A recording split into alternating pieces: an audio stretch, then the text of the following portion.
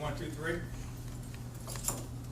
Just quickly, I wanted to go over some information in reference to a shooting investigation we are currently involved in that occurred early this morning. So about 1:30 a.m. this morning, we received a call from a citizen reporting a male that is breaking into vehicles at the Grove Mobile Home Park, which is off of 9th Street East. Deputies start to respond, as well as the watch unit. As the watch unit flies over the mobile home park, the pilot and the spotter immediately see a suspect breaking into vehicles and walking from one residence to the next. The spotter of our watch unit gives this information to the deputies. We have a K-9 deputy and a deputy that's very close. They start to work their way into this particular area in the mobile home park. And as the deputy and the K-9 start to engage the suspect begins to flee and immediately starts to fire at the deputy. We know that the suspect fired 3 shots at the deputy, and then as the K-9 is starting to engage, he fires 2 shots at the K-9. The reason why we know this is because we have excellent video from our watch unit. There's no guessing here. We know exactly what happened. We can see the muzzle flash from the suspect's gun. We can see him trying to shoot our deputy. We can see him trying to shoot our K-9, and our deputy immediately returns fire, striking the suspect in his left leg.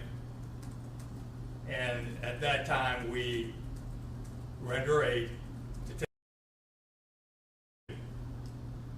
even though he just tried to kill my deputy. We secure the scene, and we recover a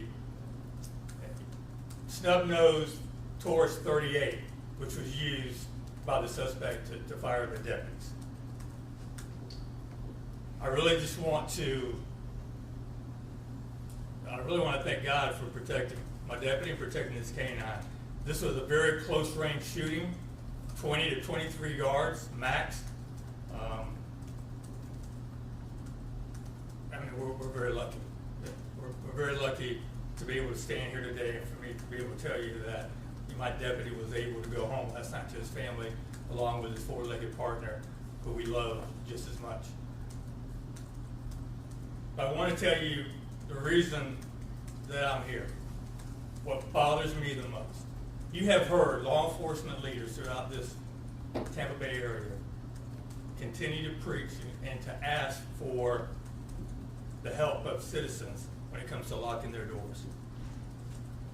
I can't tell you at this particular time that the gun used in this shooting last night was stolen, but what I can tell you is that the suspect is 17 years of age, so therefore is not legally able to purchase a gun. Or is he legally able to possess a gun? So we know he can't go into a gun store, and we know that he can't go and purchase a gun legally.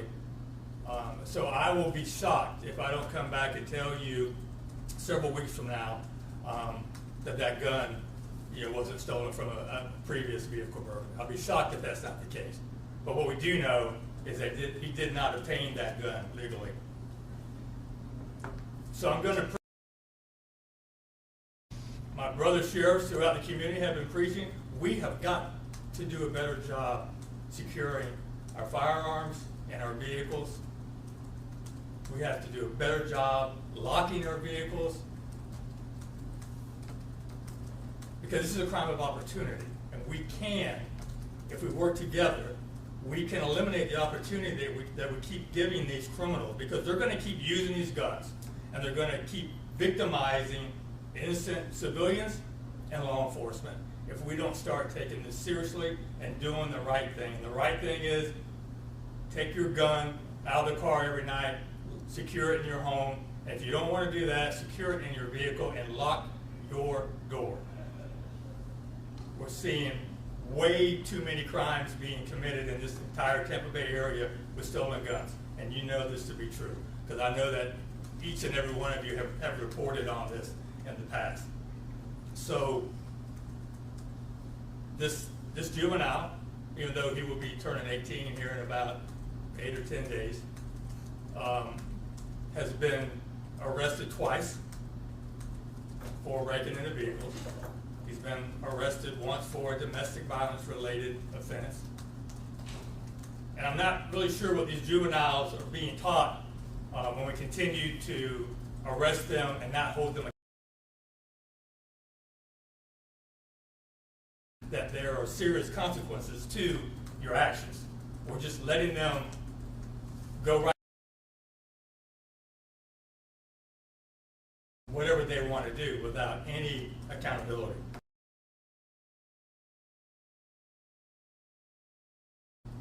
Seriously think about how we can work together and make a difference in our community. I think we can. I just think people need to take just a few extra minutes every day just to make sure that they're doing their part, and we'll have a better chance of not continuing to see these type of violent crimes being committed by guns that are stolen from law-abiding, responsible gun owners. So at this point, I'll take any questions that you have. Were the deputies and the canine injured at all? No, thankfully not. Like I said, 3 shots were fired at the deputy. Fortunately, he was not struck, and fortunately, the canine was not struck. As soon as the suspect was shot and taken down by the canine, the deputies did an outstanding job applying a tourniquet to his leg, making sure that he was ready to be transported by EMS, and he is now being treated at a local hospital. Can you tell us a little bit more about these deputies? We know that they worked here for a while without giving their information away, but we saw how emotional you got over this too. It's what keeps us awake at night. As a sheriff of Manatee County, as someone that is blessed to work with some amazing men and women, to know that that they were this close from being taken from us. It's something that it's hard to think about. We're very lucky once again. We know he knows that this could have been a different outcome. And what bothers me the most is that we continue to see these young juveniles committing violent crimes. We've got to do something different, y'all. Something has to change. And now I go back, I've been doing this job for 40 years. And I tell people this all the time. 40 years ago, a juvenile may wreck into a vehicle, but they would never think about stealing a gun. About 20 years later, maybe they take the gun, but they sell it to get rid of it quickly. Now juveniles today, they steal guns to use them to commit violent crimes. That's how they're getting the guns. And you go back and you can look at the homicides, aggravated batteries, all the violent crimes in this area committed by juveniles, they are committed by a juvenile with a stolen gun. So I don't know how to stress that enough and how to get that message out that we've got to make sure that we don't give them that opportunity to steal a gun. Sheriff, what do you have to say just to the parents? I mean, the kids are out at hours they probably shouldn't be.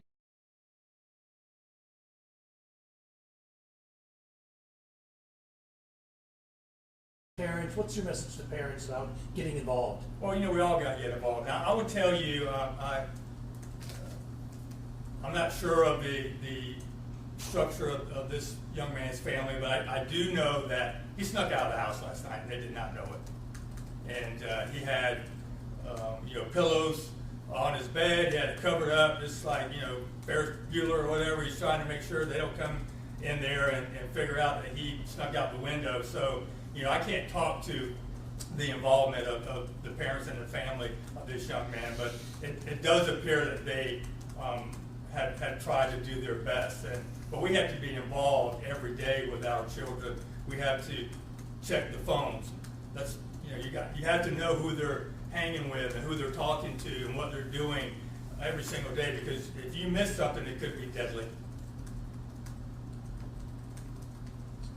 So the deputy is on paid administrative leave right now. Is that just standard protocol, or what goes into? Yeah, that's standard protocol, and really we need to make sure that he is okay, and we want to give him the opportunity to, just decompress, and we're worried about his well-being and making sure that he's ready to come back to work. So standard protocol, and he's doing good at this moment, and so is our K-9. I tell you, when you look at the video, and he has to think about the K-9 as he's trying to defend himself from gunfire. So in his mind, he knows that he has to be precise with his shot, or he could shoot the K-9 by accident. So my hats are off to him.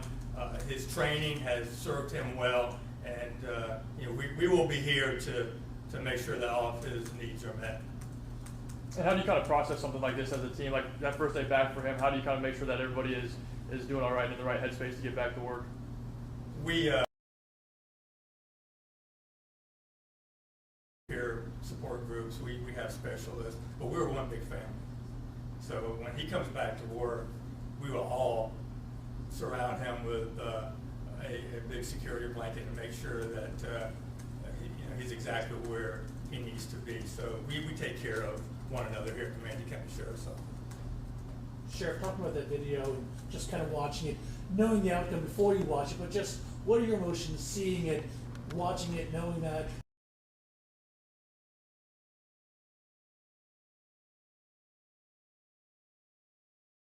To think about it, I mean, I can't even imagine what my deputy is thinking about, especially last night as you're trying to process everything that just happened. But for me, watching the video is seeing the close proximity of this encounter, seeing that muzzle flash, knowing that that my deputy was really just inches, 1 inch here or there could have taken him for us. So it's a lot for all of us to process. The investigators on scene, we want to do the best job possible, but as you are investigating the scene early this morning, we knew that we were very blessed and very lucky.